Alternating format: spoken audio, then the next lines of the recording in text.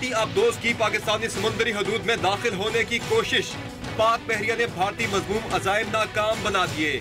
پاک بحریہ سمندری حدود کی حفاظت کے لیے چوکنا ہے۔ گلوبل ٹیررزم انڈیکس کے مطابق پاکستان میں گزشتہ سال دہشت گردی کے واقعات میں 45% کمی آئی، لیکن داعش نیٹ ورک کی موجودگی ملک کی سلامتی پر اہم سوالیہ نشان۔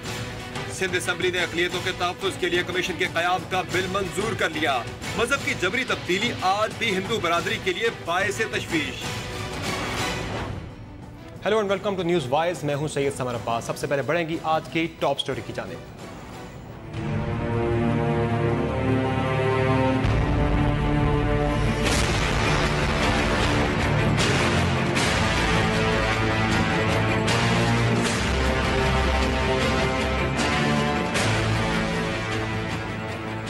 جنگی جنون میں مبتلا بھارت نے line of control per cease fire معاہدے کی مسلسل خلاف ورزیوں کے بعد آج پاکستان کے سمندری حدود کی بھی خلاف ورزی کرنے کی کوشش کی، جسے پاک بحریہ نے ناکام بنا دیا۔ خفیہ طور پر پاکستان کے سمندری حدود میں داخل ہونے کی کوشش کرنے والی بھارتی نیوی کی آبدوز کو پاک بحریہ کے نیوی فلیٹ یونٹس نے ناکام بنا دیا اور اسے پاکستانی پانیوں سے دور دھکیلنے میں کامیاب ہو گئے۔ اگر بھارتی آبدوز ڈیٹیکٹ نہ ہوتی تو اس کے کیا ممکنہ نقصانات ہو سکتے تھے، اس پر بات کرنے کے لیے ہمارے ساتھ موجود ہیں ایڈمرل ریٹائرڈ امین صاحب، جو کہ خود بھی 1965 کی جنگ میں پاک بحریہ کی جانب سے بھارت کے خلاف جنگ لڑ چکے ہیں، اور 1971 میں انہوں نے بھارتی فوج کا بھارتی بحریہ کے بحری جہاز جو تھا ککری، اس کو تباہ کیا، جس میں 200 کے قریب بھارتی فوجی ہلاک ہوئے تھے۔ بہت شکریہ ایڈمرل صاحب میں شو میں جوائن کرنے کے لیے۔ یہ بتائیے گا کہ آج جو بھارتی آبدوز ڈیٹیکٹ ہوئی ہے، ان کیس یہ ڈیٹیکٹ نہ ہوتی تو کیا اس کے ممکنہ نقصانات ہو سکتے تھے؟ مجھے آج شام کو بڑے فون آ رہے ہیں اور سب پوچھ رہے ہیں کہ یہ آبدوز یہاں کیا کر رہی تھی، تو میں ان کو ہنس کے بتاتا ہوں کہ یہ آبدوز کوئی ہمارے ساتھ ہولی منانے نہیں آئی تھی، نہ کھانا کھانے سوشل کال پہ نہیں آئی تھی۔ اس کا ایک ہی مقصد ہے، ریکانیسنس اینڈ انٹیلیجنس گیدرنگ۔ یہ ہمارے پانی میں انٹیلیجنس گیدرنگ کر رہا ہے۔ جی کون سی انٹیلیجنس؟ وہ 3-4 میں بتاتا ہوں جو اس کا انٹرسٹ ہوتا ہے۔ ایک تو یہ ہے کہ آج کل حالانکہ ان کے دعوے ہیں کہ ہمیں آئسولیٹ کر دیا، یہ کر دیا، وہ کر دیا، لیکن پچھلے 6 مہینے میں ہم کافی اپنے جو دوست ملک ہیں ان کی بحریہ کے ساتھ ہم مشقیں کر چکے ہیں، بالکل کافی کر چکے ہیں، اور ابھی ایک کرنے والے ہیں، ٹھیک ہے جی۔ تو ان کا مقصد اس میں انٹیلیجنس گیدرنگ بھی ہو سکتا ہے اور ہے۔ دوسرا یہ ہے کہ گوادر اور سی پیک، اور یہ گوادر میں سے جو پہلا جہاز سیل کیا ہے، بالکل اس کے بعد یہ ابھی کوئی راز چھپا ہوا راز نہیں ہے کہ بھارت کو بہت تکلیف ہے۔ بھارت کیا بھی چکا ہے، علیہ اعلان وہ اس کا اظہار بھی کر چکے ہیں کہ انہیں جو تکلیف ہے سی پیک سے۔ اس میں آپ کی یہ بڑا ایک لمبا ایک سبجیکٹ ہے، اس میں آپ کی اکنامک ڈیولپمنٹ ہوگی، آپ کے کنیکشن ہو جائیں گے، یہ ہو جائے گا، تیل جائے گا، وہ ہو جائے گا۔ وہ نہیں چاہتے کہ ہماری اکنامک کنڈیشن بہتر ہو، یہ ہو، ہماری تجارت بہتر ہو، یہ ہو، تو کر رہے ہیں، لیکن الحمدللہ یہ سکسیس ہو گئی ہے، صحیح، اور کمیشننگ ہو گئی ہے۔ لیکن اس کے ساتھ میں یہ بھی بتانا چاہتا ہوں آپ کو کہ ایک کنٹینر اگر کاش کر کے چل کے 2 ہفتے میں لوڈ ہو جاتا ہے جہاز پہ، گوادر کے جہاز پہ، تو یہ ایک 50% کام ہے۔ اس کے بعد جہاز نے سیل کر کے اپنے منزل مقصود پہ پہنچنا، اس کو بھی پاک بحریہ مکمل سیکیورٹی دے رہی ہے۔ اس کو چاہیے کہ اس کے پاس سیف اور بالکل سیکیور بالکل انوائرمنٹ ہو جس میں وہ سیل کر سکے۔ اس کو یہ بھی چاہیے کہ میری ٹائم سٹیبلٹی، یہ نہیں کہ یہ لڑائی، یہ کام پاک بحریہ کا ہے، ہمیشہ رہے گا، اور ہمیشہ رہے گا، ہے بھی صحیح۔ یہ جو آج جو بھارتی آبدوز آئی، آپ کہہ رہے ہیں سرویلنس اس کا ممکنہ ہے، ہو سکتا تھا مقصد اس کا انٹیلیجنس گیدرنگ، تو یہ تو دونوں طرف سے نہیں ہوتی کیا؟ ہاں دونوں طرف سے ہوتی ہے، مجھے ابھی تو نہیں پتا۔ ہاں مجھے پوچھ رہے تھے، ہمارے زمانے میں ہم بھی کرتے تھے۔ فرق یہ ہے کہ الحمدللہ ہم پکڑے نہیں جاتے تھے، یہ نالائق تھا، یہ پکڑا گیا، یہ فرق ہے۔ ہم بھی جاتے تھے، یہ آیا گہرے پانی میں، اور میرا مطلب پروفیشنل انکمپٹنس ہے، اور مجھے as a retired naval officer بڑا فخر ہے اپنی نیوی پہ کہ ہمارے نیول ایئر آرم نے اور ہمارے ہیلی کاپٹرز نے اور فکس ونگ نے اس کو پکڑا، اور 4 دن پہلے سے سرویلنس میں کیا ہوا ہے۔ ابھی آج خبر تو آج ملی ہے نا، 14 تاریخ سے اس کو پکڑا ہوا ہے۔ پھر اس پہ انہوں نے پریشر رکھا، اس کے اوپر نظر رکھی، کیونکہ یہ کنونشنل صاحب نہیں ہے، یہ نیوکلیر نہیں ہے، اس کو اپنی بیٹری چارج کرنے کی ضرورت ہوتی ہے، اس کی بیٹری بڑی لو ہو گئی۔ تو ابھی جو فوٹیج آپ کو آیا ہے، اس میں یہ دونوں انجن پہ سنوکل کر کے بیٹری کو چارج کر رہا ہے، اس کا ایگزاسٹ آپ پیچھے دیکھیں سارا کر رہا ہے۔ تو اسی طریقے سے پھر آہستہ آہستہ وہ 40 میں ڈیٹیکٹ ہوا. اب میری انفارمیشن جو ہے وہ تقریباً 100 مائل 110 میل چلا گیا.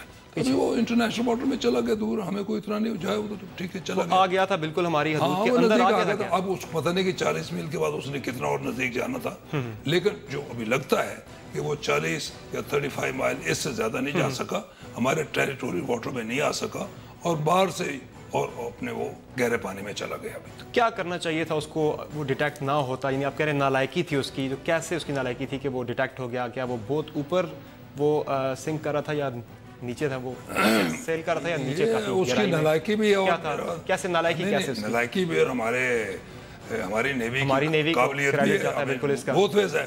وہ تھوڑا نالائق تو یہ قابل بھی تھے, قابل بھی تھے. ان کے میں نے جیسے کہا ان کے ہیلی کاپٹر اور فکس ونگ ایئر کرافٹ جو LRMP ہیں انہوں نے بہت اچھی کارکردگی دکھائی ہے. انہوں نے اس کو پکڑا. یہ ایک بڑا ٹیکنیکل بات ہے, وہ جب نیچے جاتی ہے میگنیٹک سگنیچر ہوتے ہیں, اوپر آتی ہے ایگزاسٹ ہوتا ہے, پھر یہ ہوتا ہے, پھر وہ ہوتا ہے سگنیچر. تو انہوں نے ٹیکنیکل ساری چیزیں پول کر کے اس کو پکڑا اور اس پہ 4 دن تک اس پہ نظر رکھی, اس کو جانے نہیں دیا. تو جب وہ اس کو پکڑتے ہیں, نظر رکھتے ہیں, وہ نیچے جاتا ہے, پھر اس کی بیٹری جو ہے وہ لو ہو جاتی ہے, اس کو بیٹری چارج کرنے کے لیے اوپر آ جاتا ہے. صحیح. تو ایونچولی پھر وہ ہماری طرف نہیں گیا, وہ گہرے پانی کی طرف چلا گیا. صحیح. یعنی کہ آپ کہہ رہے ہیں کہ معمول کی کارروائی ہے جو کہ چلتی رہتی ہے, جو سرویلنس یا پھر انٹیلیجنس گیدرنگ, یہ معمول کی کارروائی ہے, لیکن پکڑا گیا یہ ایک بڑی بات تھی. آپ لے معمول تو خیر میں کہہ سکتا, لیکن بات یہ ہے کہ یہ جو انفارمیشن وہ انٹیلیجنس لیتا ہے, یہ کوئی میرا مطلب کسی اس کی وجہ ہے کہ اگر جنگ ہو تو یہ انٹیلیجنس اس میں استعمال کی جاتی ہے. تو یہ کوئی فرینڈلی ایکٹ نہیں ہے, اٹ از انفرینڈلی ایکٹ کہ ہمارے پانی میں آ کے آپ انٹیلیجنس لے رہے ہیں ہمارے پورٹ کے بارے میں, ہمارے بیس کے بارے میں, ہم جو مشقیں کر رہے ہیں اس کے بارے میں. تو یہ کوئی فرینڈلی ایکٹ نہیں ہے, یہ انفرینڈلی ہے. کیونکہ سر یہ موقع بڑا امپورٹنٹ ہے کہ جس پر یہ آج ڈیٹیکٹ ہوئی ہے. اس سے پہلے آپ نے دیکھا لائن آف کنٹرول اور ورکنگ باؤنڈری پر بھارتی جو ہے وہ جاری ہے, ایسکیلیشن ہو رہی ہے. بھارت جو ہے 26 ہمارے شہری اب تک جاں بحق ہو چکے ہیں بھارتی فائرنگ سے لائن آف کنٹرول اور ورکنگ باؤنڈری پر, جبکہ پاک فوج کی بھی اس نے آپ نے دیکھا بھیمبر سیکٹر میں 7 جوان شہید ہو گئے. تو اس اگر پرسپیکٹیو میں دیکھا جائے تو آپ کہہ سکتے ہیں کہ اس کی کڑی ہے. لیکن ناظرین کو سمجھنا چاہیے کہ زمین اور سمندر کی جنگ میں بہت فرق ہوتا ہے. بالکل ٹھیک ہے. ہمارے 12 میں ٹیریٹوریل واٹر اس میں آئے تو ایکٹ پر باہر انٹرنیشنل واٹر ہے جہاں آپ کو رائٹ آف انوسنٹ پیسج ہے. کوئی جہاز بھی, ہمارا جہاز بھی, کوئی بحری جہاز کوئی بھی ہے باہر جو ان کے ٹیریٹوریل واٹر ہے اس کے باہر سے گزر سکتا ہے. یہ ایک انٹرنیشنل اور ٹیکنیکل ہے. لیکن سبمرین تو چھپ کے نیچے آتی ہے نا, بالکل. تو یہ پھر وہ انوسنٹ پیسج میں نہیں آتا ہے. ٹھیک ہے. تو نیچرلی اور ہمارے ساحل کے باہر ہے تو پھر ٹھیک ہے. ہمارے ساحل کے باہر تھی نا, بلوچستان کو اس کے باہر تھی اور ہمارا کے نیچے تھی. تو اس کا مطلب ہے کہ یہ کوئی فرینڈلی ایکٹ نہیں ہے, انفرینڈلی ہے. اس کا موٹو ایک ہی ہے, انٹیلیجنس گیدرنگ. اچھا, یہ انٹیلیجنس گیدرنگ آپ نے بات کی, یہ پاک چین اقتصادی راداری کے تحت جو تجارت ہو رہی ہے چین کی, جس طرح اس نے گزشتہ ہفتے یہاں سے روانہ ہوئے کنٹینرز, تو لگ رہا ہے کہ وہ بھی اس کا ہدف ہو سکتا ہے, اس کو نقصان پہنچانا. نقصان تو ایسے ہے کہ جب تک آپ وار ڈکلیئر نہ کریں آپ دوسرے کے مرچنٹ شپ کو سنک نہیں کر سکتے. صحیح. وار شپ ٹھیک ہے نہیں کر سکتے, لیکن آپ انٹیلیجنس لے سکتے ہیں, آپ ہماری آرگنائزیشن سمجھ سکتے ہیں, آپ یہ سمجھ سکتے ہیں کہ کون سی روٹ لیتا ہے, کدھر سے جاتا ہے, کہ اگر ان کو ہیرس کرنا پڑے. میرا مطلب میں نے آپ کو پہلے بھی کہا ہے کہ نیوی کا کام ہے کہ ایک انوائرمنٹ فرینڈلی دینا جس میں ہمارے تجارتی جہاز آ سکیں اور جا سکیں. تو اگر ایسا کرنے سے آپ اس سٹیبلٹی کو یا اس ٹرانکولیٹی کو یا اس امن کو لے جائیں تو پھر یہ ہماری ٹریڈنگ کے لیے, ٹریڈ کے لیے ایک اثر انداز ہو سکتا ہے. جس طرح دیکھا حالات کشیدہ ہو رہے ہیں انڈیا اور پاکستان کے درمیان, اگر کشیدگی بڑھتی ہے تو پاکستان کی کیپیبلٹی جو ہے نیوی کی وہ کتنی زیادہ ہے, کتنی کیپیبل ہے ہماری نیوی بھارت کو کنفرنٹ کرنے کے لیے, چونکہ 71 اور 65 میں تو ہماری جو صلاحیت ہے, ہماری استعداد کار ہے وہ کم تھی بھارت سے نسبتاً, لیکن گو کہ ہم نے بڑا بہادری سے وہ جنگ لڑی تھی. میری ذاتی رائے یہ ہے کہ فرینکلی نیوی کا بجٹ کم ہے. اس کی وجہ یہ ہے کہ ہمارے ہاں کوئی احساس نہیں ہے, اور میں بڑا فرینکلی آپ کو کہوں گا ہمارے یہاں کانٹیننٹل اسٹریٹجی اس کو کہتے ہیں نا, زمین, وہ اس کا بہت اثر ہے. لیکن یہ تھنکنگ 1947 1950 میں ٹھیک تھی. جی جی. اب 2016 میں یہ ٹھیک نہیں ہے. اس کی وجہ ایک ہے کہ آپ یہ سی پیک جو بنا رہے ہیں یہ تو گیم چینجر ہے. بالکل گیم. اس میں جو سمندر ہے وہ سب سے زیادہ امپورٹنٹ مین اس کا وہ ہے. آپ اگر 2000 کلومیٹر سے کنٹینر لائیں گے اور وہ گوادر سے واپس نہیں جاتا تو کوئی فائدہ کچھ نہیں. مین کمپوننٹ ہے اس کا. اسی طرح اگر آئے گا تو سمندر ابھی آپ کا 5واں صوبہ بن گیا. سمندر کی امپورٹنس ہے. اگر انڈیا کے پاس سبمرینیں زیادہ ہیں تو آپ اپنی نیوی کو بلڈ اپ کریں. اینٹی سبمرین پلیٹ فارم ہے وہ پلیٹ فارم. شارٹلی سر ایک چیز بتائیے گا کہ سیکنڈ اسٹرائک کیپیبلٹی کیا ناگزیر نہیں ہو چکی پاکستان کے اصول چونکہ بھارت کے جس طرح آپ جنگی عزائم دیکھ رہے ہیں اس کے تناظر میں؟ میں اتنا ہی کہوں گا کہ الحمدللہ سیکنڈ ہمارے پاس بھی ہے. نہیں ہوتا تو پتہ نہیں آپ کو یہ کھا گئے ہوتے. بٹ زیادہ اس کی بات نہیں. نیوی ویسے بھی سائلنٹ سروس ہے, زیادہ شور نہیں بچاتی ہے. بس الحمدللہ آل ویل. ٹھیک, بہت شکریہ سر ہمیں شو میں جوائن. ناظرین ایک بریک لیں گے, بریک سے واپس آ کر بات کریں گے پاکستان میں داعش کی موجودگی کی اطلاعات سے متعلق.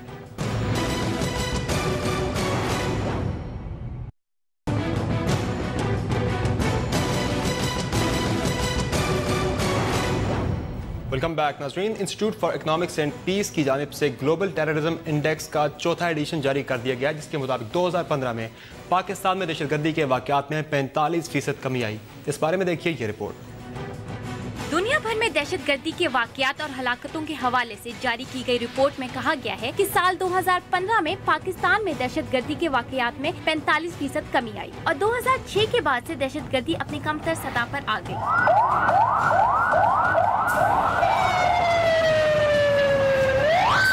گزشتہ سال کی طرح اس سال بھی پاکستان دہشت گردی سے متاثرہ ممالک کی فہرست میں 4تھے نمبر پر رہا. وہ ممالک جو سب سے زیادہ دہشت گردی کی زد میں رہے ان میں عراق, افغانستان, نائجیریا شامل ہیں. رپورٹ کے مطابق سال 2015 میں دہشت گرد تنظیم داعش سے منسلک دہشت گرد گروپوں نے 28 ممالک میں حملے کیے جبکہ 2014 میں ان ممالک کی تعداد صرف 13 تھی. اس کے علاوہ سال 2015 میں دنیا کے 23 ممالک میں دہشت گردی کے واقعات میں ریکارڈ ہلاکتیں ہوئی جن میں سے 74% کے ذمہ دار 4 گروپ تھے جن میں داعش, بوکو حرام, طالبان اور القاعدہ شامل ہیں.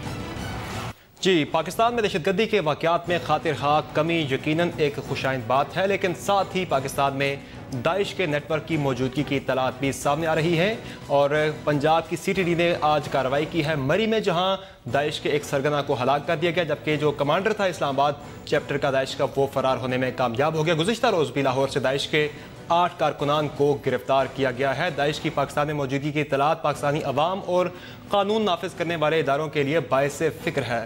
کیا حقیقتاً داعش کا نیٹ ورک پاکستان میں مضبوط ہو رہا ہے اور حکومت کون سی مصلحت کے تحت داعش کی پاکستان میں موجودگی سے انکاری ہے؟ اس وقت بات کرنے کے لیے ہمارے ساتھ موجود ہیں سینئر سیکورٹی اینالسٹ عامر رانا صاحب. سر بہت شکریہ شو میں جوائن کرنے کے لیے. آج مری میں آپ نے سنا CTD کی کارروائی ہوئی, ایک داعش کا جو سرگنا ہے وہ ہلاک ہو گیا, دوسرا فرار ہو گیا. لاہور سے گزشتہ روز 8 لوگ گرفتار ہوئے اور گزشتہ ہفتے جو اٹیک ہوا تھا بلوچستان میں دربار پر اس میں بھی داعش نے ذمہ داری قبول کی تھی. تو کیا حکومت کیوں انکاری ہے؟ کیا لگ رہا ہے کیوں حکومت مصلحت کا شکار ہے اس سلسلے میں؟ ابھی تک تو حکومت نے انکار نہیں کیا, اس کے اوپر بعد میں آتے ہیں. لیکن انڈیکس کی گلوبل انڈیکس جو جاری ہوا ہے یہ بڑا انٹرسٹنگ ہے پاکستان کے تناظر میں کہ وہاں وہ 45% کہہ رہے ہیں. دنیا کے مختلف تھنک ٹینک کہتے ہیں, پاکستانی تھنک ٹینکس بھی کہ 48 سے 50% ہے. یہ مسلسل جو ڈکلائن ہے یہ کوئی 15 میں نہیں آیا اور نہ ہی یہ 1914 میں ہوا. یہ مسلسل 2010 سے ڈکلائن کی طرف ہے. اس سے ایک تاثر ملتا ہے اور یقیناً صحیح تاثر ہے کہ قانون نافذ کرنے والے ادارے کم از کم اپنی ایفرٹ کر رہے ہیں, رسپانسز بلڈ کر رہے ہیں اور گریجولی 2010 کے بعد سے اس میں کمی آ رہی ہے. یہ سال بھی اس میں بھی کمی آئی تھی لیکن یہ جو آخری جو سہمائی گزری ہے اور ابھی اس کے اندر دوبارہ سے ایک دم سے تیزی آئی ہے. آپ نے داعش کا ذکر کیا کہ داعش یہاں پہ موجود ہے. اب داعش کا فنومنن یہ ہے کہ دنیا کے مختلف حصوں میں اس نے دہشت گردی کے واقعات کی ذمہ داری قبول کر رہی ہے لیکن یہ اس بہت سارے واقعات ابھی تک بلف ثابت ہوئے ہیں. یہ اس قسم کے بلف پہلے لوکل سطح کی تنظیمیں کھیلتی تھیں جو اب داعش جیسی تنظیمیں کھیل رہی ہیں تاکہ اپنے کریڈٹ کے اندر اور جو اس کا امپیکٹ ہے اپنے گلوبل اس کو بتایا جا سکے. اور جو ابھی موصل میں آپریشن چل رہے ہیں اور رقہ کی طرف ترکی کی فوجیں اور اتحادی کر رہے ہیں اس کی طرف سے توجہ اٹھائی جائے. ایک تو اس کا پس منظر یہ ہے اب کتنی پریزنس ہے پاکستان میں اس پہ بات ہوتی رہی ہے. گورنمنٹ کا اس کے اوپر موقف جو ہے وہ یہ رہا کہ ہاں یہاں پہ لوکل گروپ ہیں ان کی انسپریشن ہے.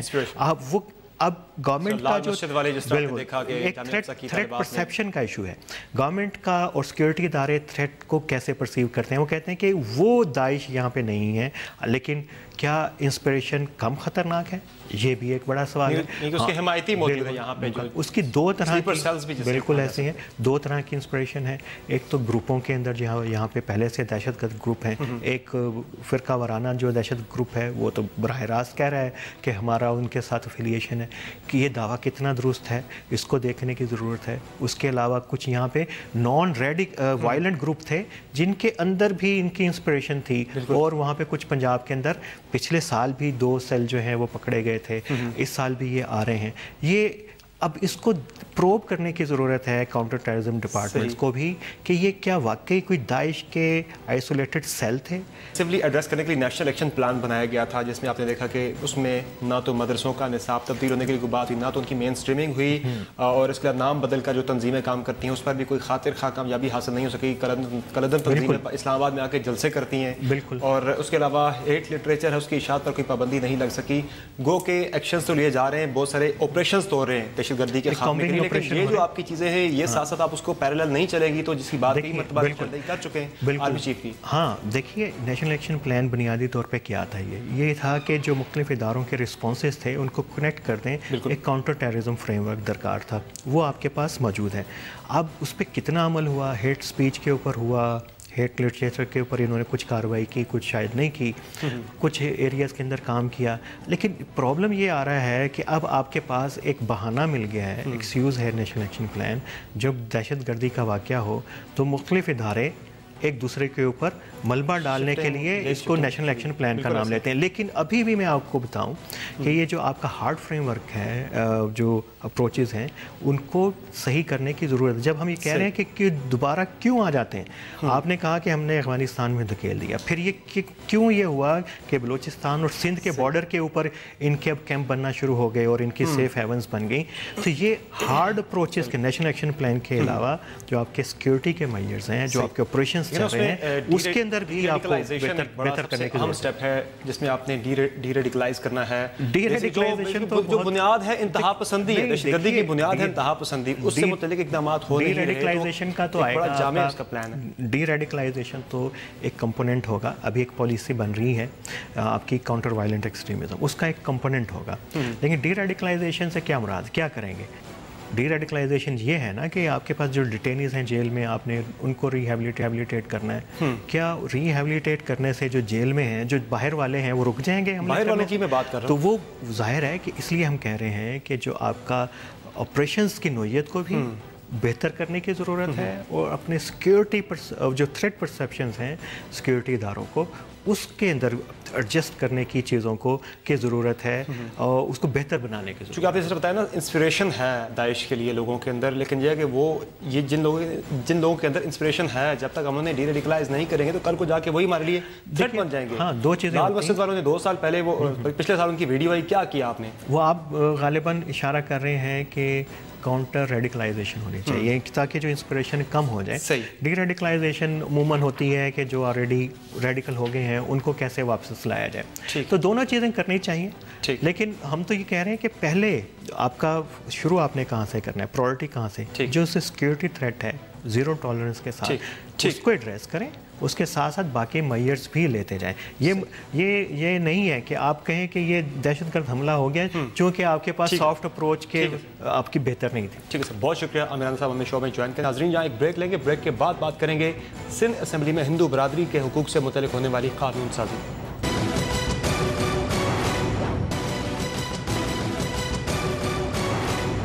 Welcome back. ناظرین، سندھ حکومت کی صوبے میں بسنے والی اقلیتوں کو تحفظ دلوانے کے لیے ایک اہم پیش رفت ہوئی ہے، اور مائنارٹی رائٹس کمیشن بل 2015 متفقہ طور پر منظور کر لیا گیا. اس بارے میں دیکھیے یہ رپورٹ.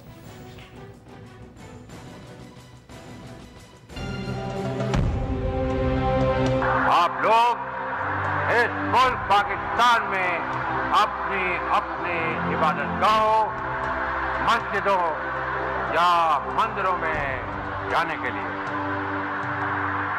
آپ کا مذہب کیا ہے، اس کا حکومت کے معاملات سے کوئی تعلق نہیں.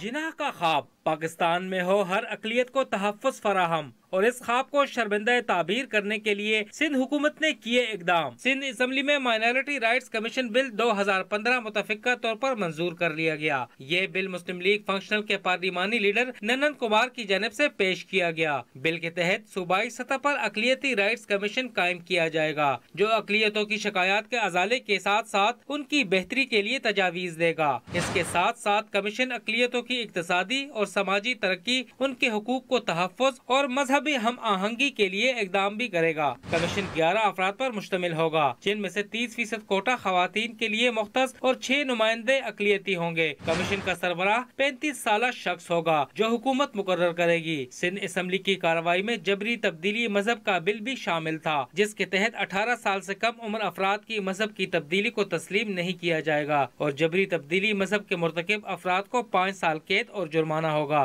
ताहम वक्त की कमी के पेश नजर इस बिल को 22 नवंबर तक के लिए मौखर कर दिया गया। जी, रिपोर्ट आपने देखी माइनॉरिटी राइट्स कमीशन बिल 2015 से मुतल्लिक। इस पर तफसीलन बात करने के लिए हमारे साथ मौजूद हैं दीवान सचल, जो कि हिंदू बरादरी के हकूक़ के लिए सरगर्म कारकुन हैं, और हमारे साथ मौजूद होंगी टेलीफोन लाइन पर ही नुसरत सैर अब्बासी साहिबा, जो कि मुस्लिम लीग फंक्शनल के रुकने सूबाई असम्बली हैं। बहुत शुक्रिया आप दोनों मौजूद मेहमानों का शो में ज्वाइन करने के लिए। दीवान सचल साहब, बताइएगा कि ये बिल तो मंजूर हो चुका है और इसके तहत अब एक कमीशन भी बनेगा। इस बिल का अमलन फ़ायदा क्या होगा हिंदू बरादरी को? जी, बिस्मिल्लाहिर्रहमानिर्रहीम। पहले तो आपने मेरे इंट्रोडक्शन में I am also PTI head of minority wing Sindh. जी जी, मेरे पाकिस्तान तहरीक इंसाफ से ताल्लुक है। सही है। अच्छा जी, इसका कमीशन बननी चाहिए, लेकिन इस पे इमीडिएटली कोई काम होना चाहिए। मतलब हमारे यहाँ आपको पता है हुदूदुर रहमान कमीशन से खाली कमीशनें बनती है, उसके बाद होता कुछ नहीं है। जो फंक्शनल वालों ने आज जो बिल जो पेश किया है असेंबली में, बहुत अच्छा काम है। It could have been done much sooner but better late then never. तो मैं ऑब्वियसली इसकी हिमायत कर रहा हूँ। पीटीआई ने आज इसकी फुल सपोर्ट की है असेंबली में भी, and we are all for it. But my point is कि इस पे इमीडिएटली होना चाहिए कुछ, ये सो नहीं जाए इसके बाद। सही, इमीडिएटली होना चाहिए। नुसरत सैर अब्बासी साहिबा, क्या रिलीफ मिले हिंदू बरादरी को इस बिल की मंजूरी के बाद? थैंक यू सो मच जी। जो बिल असेंबली में, सिंध असेंबली में हमारी माइनॉरिटी के हवाले से आया, ये एक बहुत बड़ी स्ट्रगल है, बहुत बड़ी काविश इसके पीछे है। और दूसरी बड़ी बात ये है कि इस बिल को लाने में, चूंकि ये प्राइवेट बिल है और आपको पता है कि प्राइवेट मेंबर्स की तरफ से किसी भी बिल का लाना ये बहुत बड़ा एक कारनामा हो जाता है। क्योंकि अभी हिस्ट्री अगर आप देखें ना, पिछले 5 साल गुजर गए और अभी, और वैसे भी हुकूमत कभी भी प्राइवेट मेंबर्स को इतनी अहमियत नहीं देती, बल्कि वो ज्यादातर लाए हुए बिल्स जो होते हैं उनको बिल्डोज कर दिया जाता है। लेकिन इस बार इस बिल की अहमियत इसलिए है कि सारी जितने भी स्टेक होल्डर्स हैं उन सब ने इस बिल पर काम किया। रूलिंग पार्टी ने भी इस पर बड़ी तवज्जो दी और उन्होंने भी सपोर्ट किया। लेकिन देखिए जी, बिल तो करके नुसरत सैर अब्बासी साहिबा, बिल तो मंजूर हो जाते हैं, उसमें कोई थोड़ा पॉलिटिकल लोग मुफादात भी होते हैं, लेकिन असल चीज़ है इस पर अमल दरामद। जो कमीशन बनना है माइनॉरिटी राइट्स कमीशन, उस कमीशन के क़याम के लिए क्या आपको लग रहा है कि सिंध हुकूमत जो है वो संजीदगी से इक़दाम उठाएगी? समर, देखिए, बिल्कुल आपने बहुत ही अहम पॉइंट इस वक्त उठाया है कि लेजिस्लेशन तो बहुत हो गई है। सिंध असेंबली को ये प्राउड हासिल है कि इसने बाकी 3 सूबों से सबसे ज्यादा लेजिस्लेशन की है। लेकिन लेजिस्लेशन करने के बाद उसके जो टर्म्स ऑफ रेफरेंसेस हैं वो भी बनने चाहिए, और उसके बाद उसका जो असल इम्पैक्ट है या उसको जो रिलीज है वो लोगों को पहुंचना चाहिए। यही वजह है कि एसिड थ्रोइंग हो गया, खवातीन के हवाले से कितने बिल हो गए, किसानों के हवाले से बिल पास हो गए। बिल बहुत पास हुए, लेजिस्लेशन बहुत हुई है और अच्छी लेजिस्लेशन हुई है, लेकिन बिल पास होने के बाद वो शेल्फ की नजर हो जाते हैं, शेल्फ भरते चले जा रहे हैं, लेकिन इम्प्लीमेंटेशन जो है जिसकी असल सम्राट लोगों को पहुंचने चाहिए वो बिल्कुल उसका फुकदान है। उसमें रियासत की भी लाजमी है कमजोरी है कि वो जब बिल पास करवाती है तो फौरी तौर पर उसको, चले इसी पे जरा दीवान सचल साहब से पूछते हैं, को भेजना चाहिए और उस पर इम्प्लीमेंट करवाना। दीवान साहब बताइए, इससे कबल कम उम्री और जबरी शादी से मुतालिक भी एक कानून साजी हुई थी, सिंध असेंबली ने की थी, लीड ली थी सिंध असेंबली ने इस सिलसिले में, तो उस कानून के पास होने के बाद क्या कोई रिलीफ मिला आपकी बरादरी को, या माइनॉरिटीज को? नहीं, आपको भी पता है रिलीफ नहीं मिला, ये तो आपको पता ही है। रिंकल कुमारी का केस 2011 या 2012 का है, बहुत फेमस हुआ था, कोई फायदा नहीं हुआ, सिर्फ बातें होती रही। एंड इसमें काफी जो हमारे पीपीपी के दोस्त हैं उनको भी पता है इस बात का कि दीज आर इश्यूज, बट इसका कोई हल नहीं करता।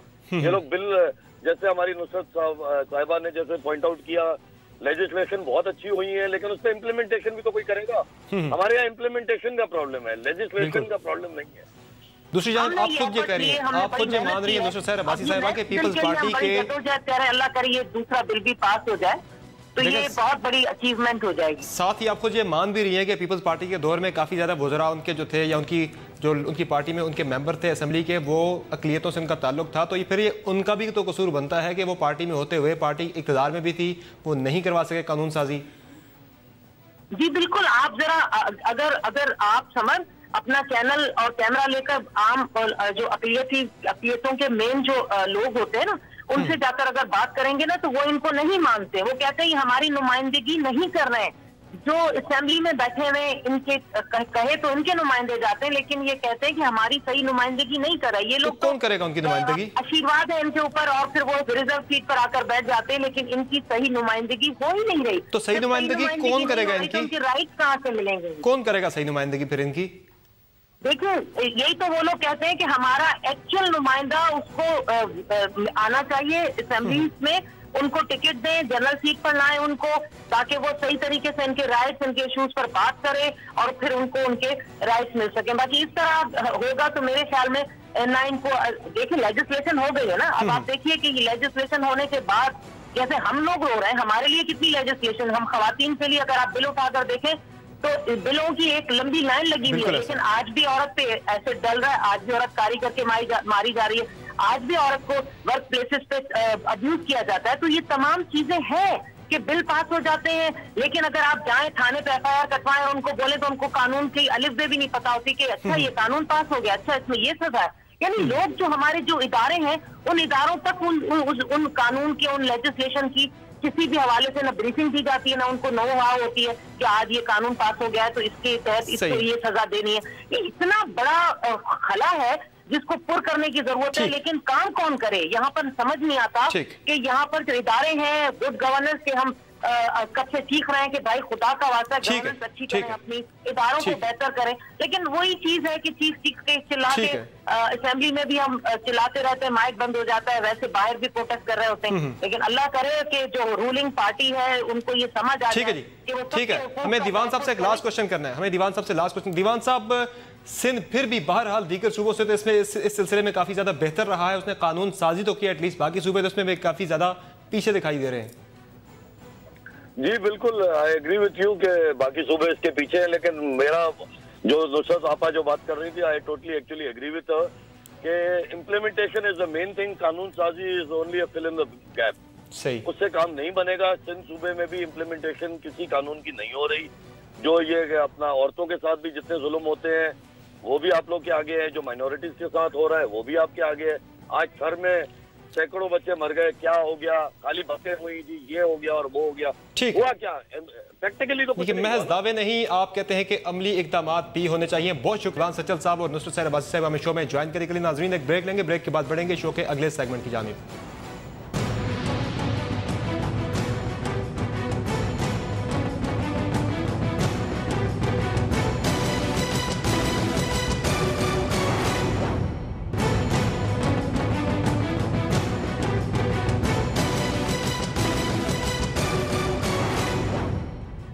Welcome back. बदनाम ना होंगे तो क्या नाम होगा, अमेरिकी नौमुंतखब सदर डोनाल्ड ट्रंप ने यह सच साबित कर दिया। पहले इंतखाबी मुहिम में स्कैंडल्स की जद में रहे और अब एहतजाज की लपेट में। ऐसा ही अब की बार भी उनके साथ हुआ है। अमेरिकी अवाम ने ट्रंप के खिलाफ एक और मुहिम शुरू कर दी है। इसकी तफसीलात जानिए इस रिपोर्ट में।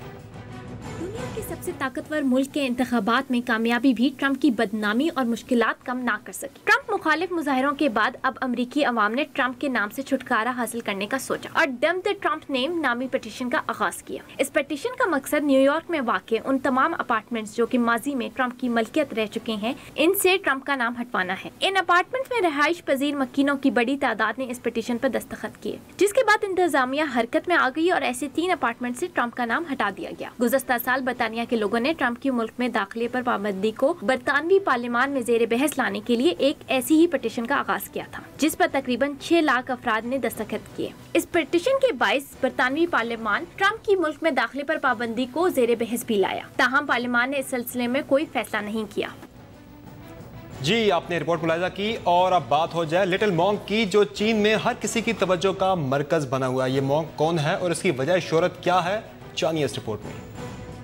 चीन के सूबे शेंगटोंग में वाक़ मंदिर हर साल अपनी दिलकश मौसमी खिजा के नज़ारों की वजह से सयाहों की तवज्जो का मरकज बना रहता है। इस साल भी बहुत से सयाह इस मंदिर का रुख कर रहे हैं, लेकिन गोल्डन ऑटम के नाम से मशहूर खिजा के दिल फरेब मनाजिर और न ही इबादत वजह है सयाहों की इस मंदिर का रुख करने की। इस बार सबकी तवज्जो है नन्हे मॉन्क पर।